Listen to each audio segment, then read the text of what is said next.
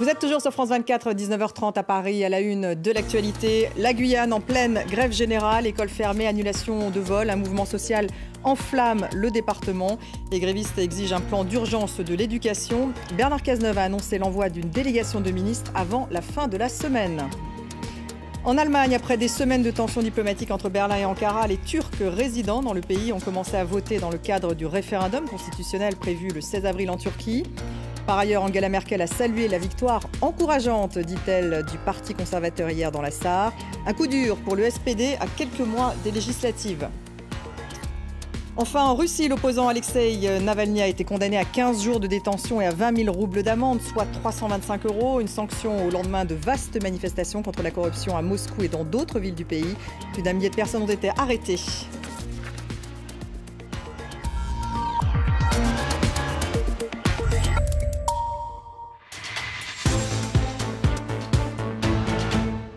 Bienvenue dans la deuxième partie du débat consacré aux manifestations en Russie. 700 manifestants anticorruption ont été arrêtés à Moscou. Ils étaient 8000 à battre le pavé dans la capitale russe malgré les interdictions. Alexei Navalny, le leader de l'opposition, a été arrêté et condamné à 15 jours de prison. Il est candidat à la présidentielle l'année prochaine. Alors, quelle est la réaction de la communauté internationale et quel est le positionnement du leader de l'opposition, Alexei Navalny? Je voulais commencer avec vous, Philippe Moreau-Desfarges. Finalement, on peut tout de même s'étonner de la quasi-absence de réaction de la part de la communauté internationale.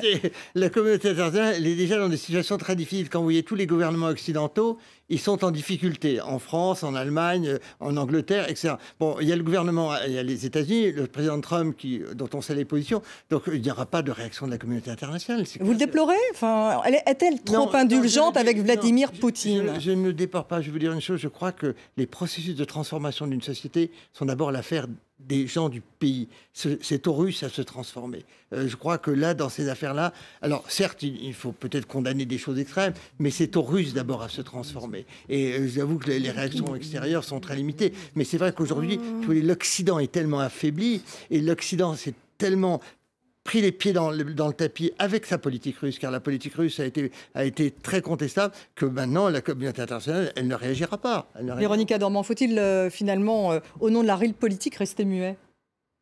Non, je ne pense pas qu'il faut rester muet. En même temps, c'est effectivement très compliqué de donner des leçons à Vladimir Poutine alors qu'on n'arrive pas à lui tenir tête sur des dossiers qui nous concernent, nous, et lui expliquer comment gouverner son pays alors qu'on le laisse faire sur la scène internationale ce qu'il fait depuis plusieurs années. Je pense que c'est un peu délicat. C'est un peu surprenant tout de même d'avoir aussi peu de réactions. Les Allemands ont un peu réagi, l'Union européenne en disant qu'il semble que les Américains aussi ont publié une réaction officielle en disant qu'ils condamnaient. En même temps, pour l'instant, c'est pareil. Je pense que tout le monde a été pris au dépourvu, y compris la communauté internationale, parce que depuis 2012, il n'y a pas eu de mouvement de cette ampleur, que Navalny, tout le monde s'attend en fait à ce qu'il finisse en prison, parce qu'on comprend pas bien pourquoi il est toujours en liberté d'ailleurs avec tout ce qu'il fait et l'épine qu'il représente quand même dans le pied du pouvoir. Donc là, on attend de voir aussi, parce que est-ce que c'est le début d'une nouvelle saison de contestation comme ça a été le cas en 2011, et est-ce que ça va durer toute l'année qui va précéder les élections présidentielles de 2018, ou est-ce que ça va retomber d'un coup parce qu'en fait les gens, une fois qu'ils sont sortis, qu'ils sont promenés parce qu'il faisait beau, vont rentrer chez eux et faire autre chose? Ça, c'est une vraie question. Pour l'instant, c'est trop tôt. Ça reste vraiment une question. Je peux vous expliquer pourquoi Navalny n'est pas en prison? Parce que je pense que le pouvoir russe est devant le dilemme suivant. Soit il met en prison Navalny pour 15 jours, et ça n'a aucun sens. Soit ils font avec Navalny ce qu'ils ne peuvent plus faire, c'est ce qu'ils ont fait avec Rodorovski. Rodorovski, on l'a brisé. On l'a brisé complètement. Si vous voulez, la méthode Rodorovski, je crois, elle est terminée. La Russie ne peut plus faire ça. Et pourquoi? Parce que ça en fait un martyr. Non, parce que, si vous voulez, c'est quand même très choquant. Enfin, l'histoire de Rodorovski, qu'on a mis plusieurs années dans un camp sibérien, c'est quand même très difficilement admissible, même si on n'est pas très loin de ce type de méthode, c'est terminé, vous dites? Ah, je crois... Non, c'est très difficile. C'est très difficile. Galia Karman. Oui, non, d'une part, je ne considère pas que Khodorkovsky est complètement fini. Il a quand même créé cette organisation qui s'appelle Open Society, la Russie ouverte. Et il y a un site qui fonctionne. Et il y a tout un réseau, c'est-à-dire que oui, il a enduré beaucoup de choses et donc peut-être personnellement, il s'en est sorti affaibli, je n'en sais rien. Mais Alexei Navalny pourrait-il connaître le même sort? Non. Non, parce que Khodorkovsky n'a pas été condamné pour des activités politiques. Il a été condamné parce que il avait une politique trop indépendante dans son business, c'est-à-dire il n'a pas été soumis en quelque sorte aux règles admises au Kremlin, mais à l'époque, il n'était pas strictement parlant un opposant politique, pas du tout. Maintenant, Navalny est un opposant politique et un opposant qui s'est déclaré, moi j'ai été à son meeting en 2013, quand il a été candidat à la mairie de Moscou. Et il a dit, après l'échec au premier tour, il a eu 30% de voix, donc il n'est pas passé au deuxième tour pour l'élection du maire. C'était sur la même place Bolotnaï où se sont tenus plusieurs meetings. Et il a montré la muraille du Kremlin qui était juste derrière lui en disant « Vous savez très bien que moi, mon objectif, ce n'est pas la mairie de Moscou, c'est là ».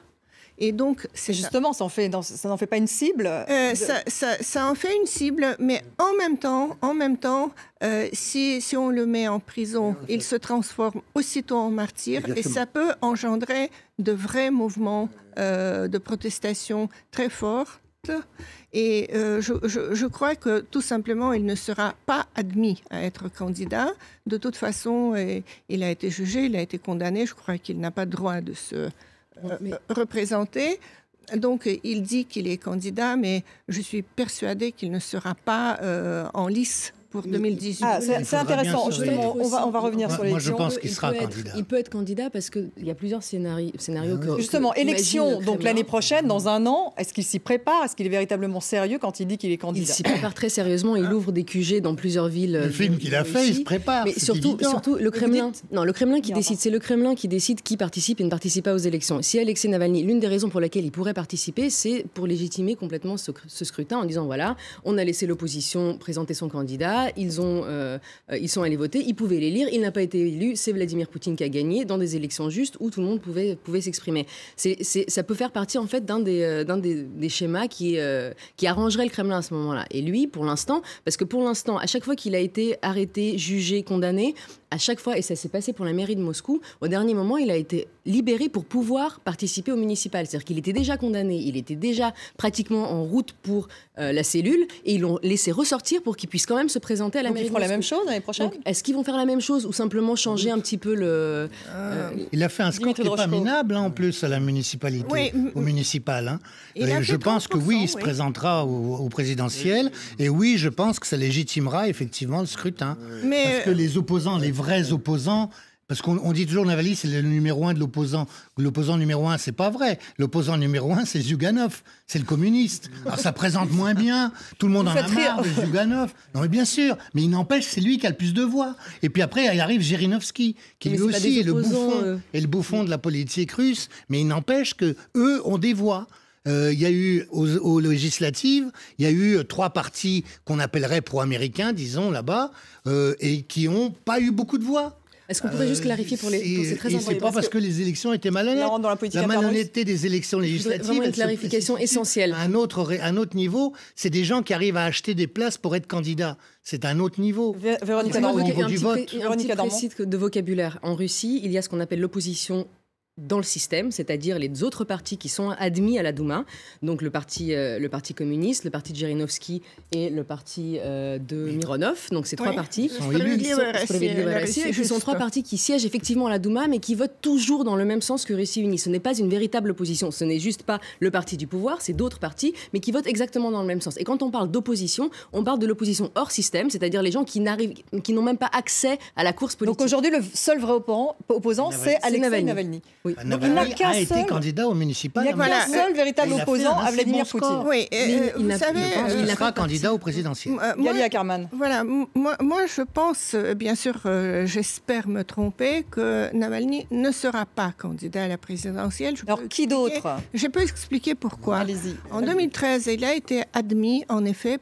paraît-il, même sur la demande du maire actuel de Moscou, M. Sobyanin, qui voulait des élections nickel, en quelque sorte, avec un vrai opposant.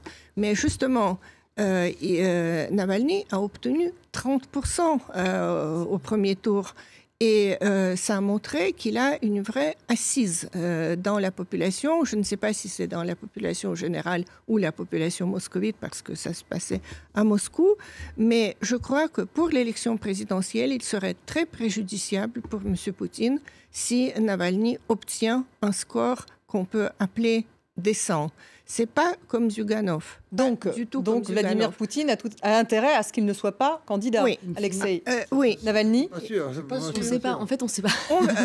C'est pas sûr, vous dites Philippe Moreau-Desfarges. Non, c'est ce que je dis, parce que s'il n'est pas candidat, il apparaîtra nécessairement comme un martyr, comme un exclu. Non. Peut-être mieux le maintenir dans le jeu. S'il est tenu en prison, oui. Mais s'il simplement il n'est pas admis, ça s'est déjà produit avec beaucoup de gens. Ouais. Mais ça dépend, parce qu'il a une année là pour faire du bruit et pour se faire connaître. Donc c'est ça aussi.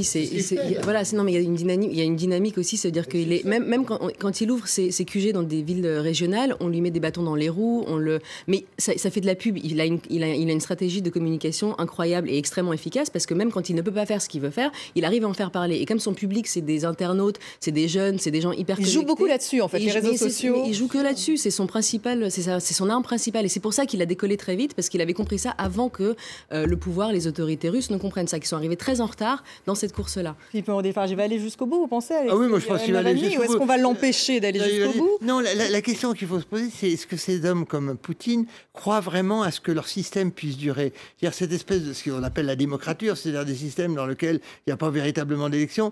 Et, compte tenu de ce qui se passe dans le monde, malgré tout le monde change, ils observent le monde, ils sont pas idiots. Est-ce qu'ils pensent que ce système peut durer, où les élections sont un peu fabriquées et où on ne veut pas avoir d'opposants? Il y a une véritable question. Alors je sais l'argument. Le pense-t-il, Vladimir Poutine?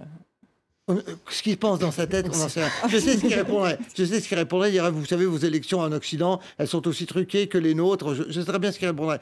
Il n'empêche que le monde change et que Internet et tout ça change le monde et que la Russie... Est-ce que ça veut dire que la Russie va devenir une démocratie?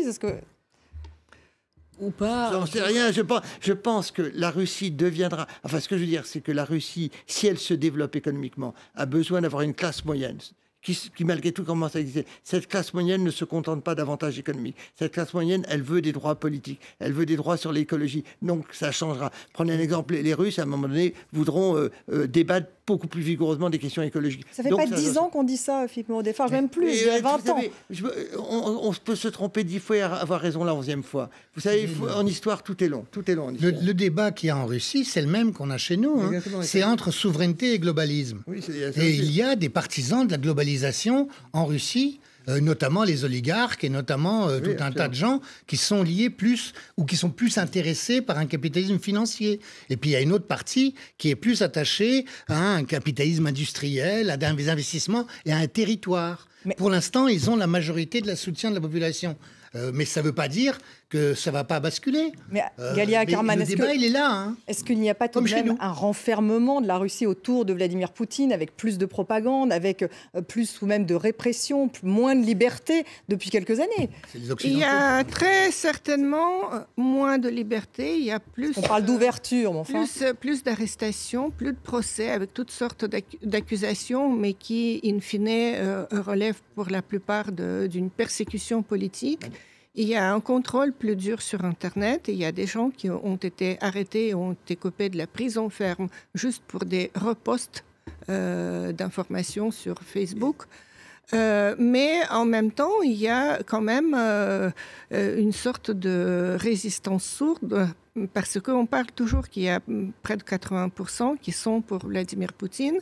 Justement, combien vous dites sont encore pour Vladimir Poutine? Je pense que près de 80%. 80%, donc il reste populaire malgré tout. Mais bien sûr qu'il reste populaire. Mais Madame, le vrai défi n'est pas là. Le vrai défi n'est pas là. Je pense que ces 15 ou 20% qui ne sont pas pour Vladimir Poutine, c'est justement des jeunes, la classe moyenne qui est encore très faible en Russie. Si on considère la classe moyenne selon les critères occidentaux, c'est justement 15 à 20%.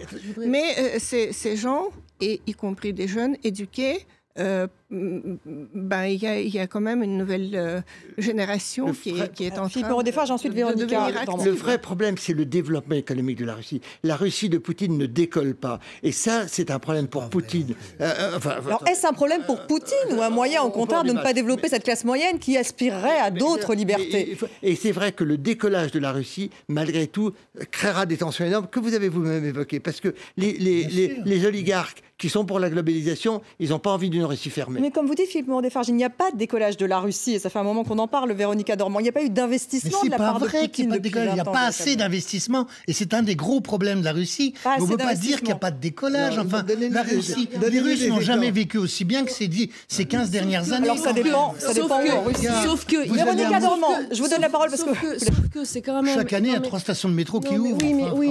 Mais soyez honnête, franchement. Soyez honnête.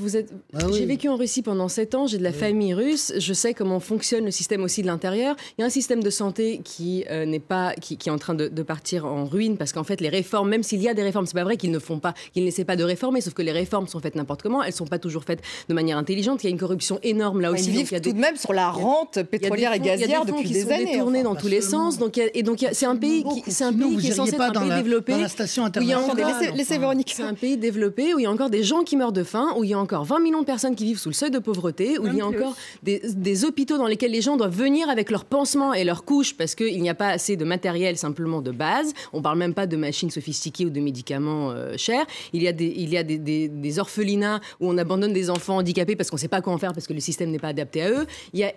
Tout ça, ça existe aussi. Et ça ne décolle pas. Et pour un pays qui a autant d'argent, qui a autant de pétrole, qui a autant de rente, normalement, c'est indécent en fait. C'est un pays qui pourrait vivre tellement mieux. Tout le monde pourrait être beaucoup plus riche qu'aujourd'hui. Avec les ressources. Alors, vous pouvez le dire pour tous les pays. Vous pouvez le dire aussi pour la France. Vous pouvez le dire pour les États-Unis. Il y a quand même des gens qui sont très pauvres. Parlons de la Russie. Mais je suis d'accord.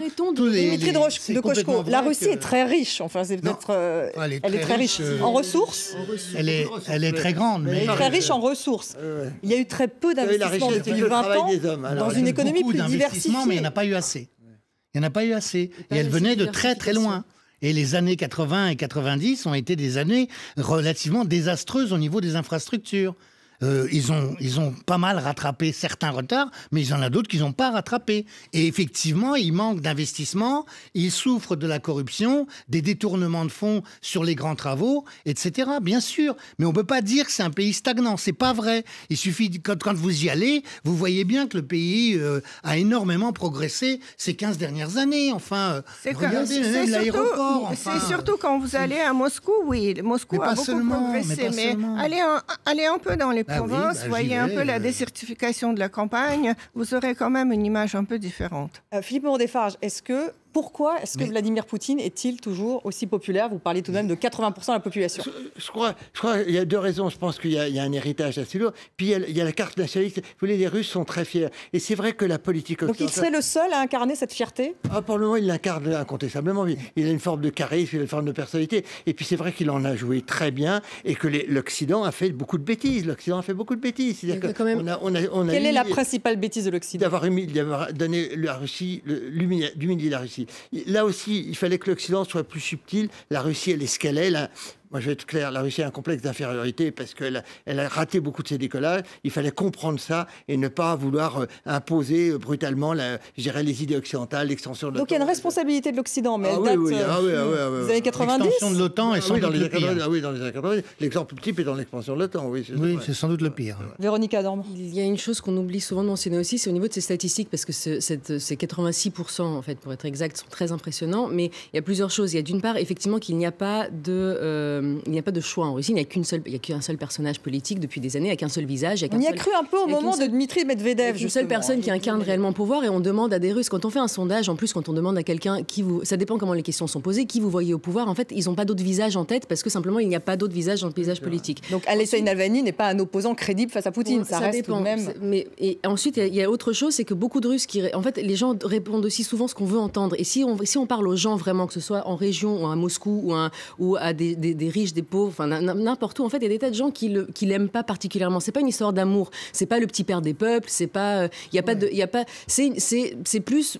Voilà. C'est une habitude. C'est une habitude. Il est là. Non. Et puis. Exactement. C'est une défense de la souveraineté. Gali Ackerman. Je pense qu'il y a quand même un grand facteur qu'il faut prendre en compte, c'est la propagande. Depuis 15 ans au moins, il y a une propagande surtout à la télévision, parce que les premières choses qui ont été faites, c'est l'emprise du pouvoir sur les 2 grandes chaînes de télévision, RT et NTV.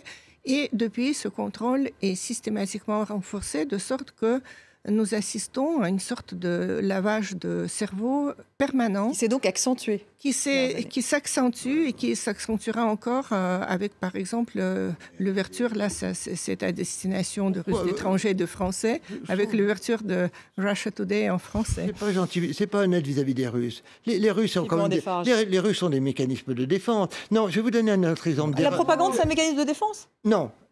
Contre la propagande, contre la propagande. Les gens sont habitués. Les gens sont habitués à la propagande, ils se défendent, ils apprennent à se défendre. Ils rusent. Alors, je voudrais revenir sur une autre erreur de l'accent, les sanctions. Les sanctions, on a voulu punir la Russie. Du coup, on a permis de flatter l'orgueil national, on a excité les déstabilisateurs et on a permis à la Russie, alors là je suis d'accord avec vous, de développer certains secteurs. Oui, en plus, donc les sanctions étaient une erreur, enfin, c'est ce que vous dites. Tout le monde n'est pas d'accord, bien sûr. Galia Ackerman, j'imagine que vous n'êtes pas d'accord. Non, je ne suis pas d'accord. Je crois que les violations du droit international doivent être punies. Donc je suis absolument pour le maintien des sanctions. En tout cas, ils sont de plus en plus nombreux, ceux qui voudraient lever les sanctions aujourd'hui, y compris en France d'ailleurs, pendant cette campagne. L'agriculture française est terriblement pénalisée par ces sanctions. Terriblement pénalisée. Bien sûr, on se pénalise nous-mêmes. On n'a plus le luxe de monnaie change. Là, vous parlez de rythme politique, alors. Et la Russie n'ont pas baissé. Et nous, on a perdu énormément.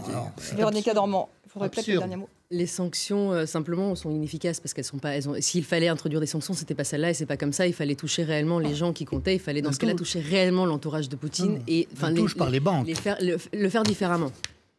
Les banques touchent les PME et PMI qui travailleraient avec la Russie. Merci à tous les 4, en tout cas d'avoir participé à ce débat. Merci à vous de nous avoir suivis. Vous restez avec nous parce que tout de suite, on a un œil sur les médias avec Anthony Saint-Léger qui me rejoint.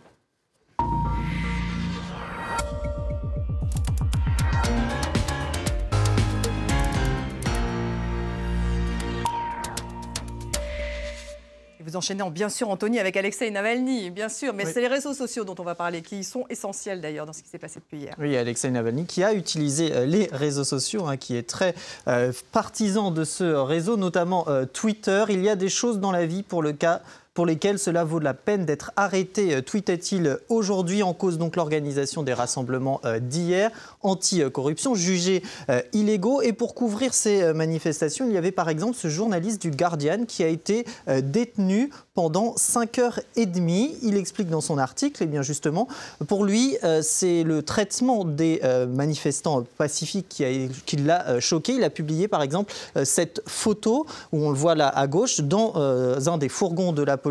Et pour lui, eh bien justement, les conditions étaient particulièrement choquantes. Cette photo a été très partagée sur les réseaux. Lui qui a été libéré, même s'il a été inculpé. Une autre photo a également été très partagée. C'est cette jeune femme arrêtée par les forces de police qui, d'après son témoignage, eh bien, n'avait rien à voir avec cette manifestation et avec le mot d'ordre du rassemblement et venait tout simplement d'un restaurant McDonald's. Alors pour le Kremlin, ces manifestations sont avant tout une provocation et le site d'information pro-russe estime qu'il n'y a aucune preuve de corruption et que Navalny est tout simplement un génie de communication, car derrière ces appels à la manifestation, il y avait, c'est vrai, l'enquête de l'association d'Alexei Navalny qui a dénoncé un vaste système de corruption avec en personnage principal le Premier ministre Dimitri Medvedev. On le voit, cette vidéo a été partagée près de 13 millions de fois.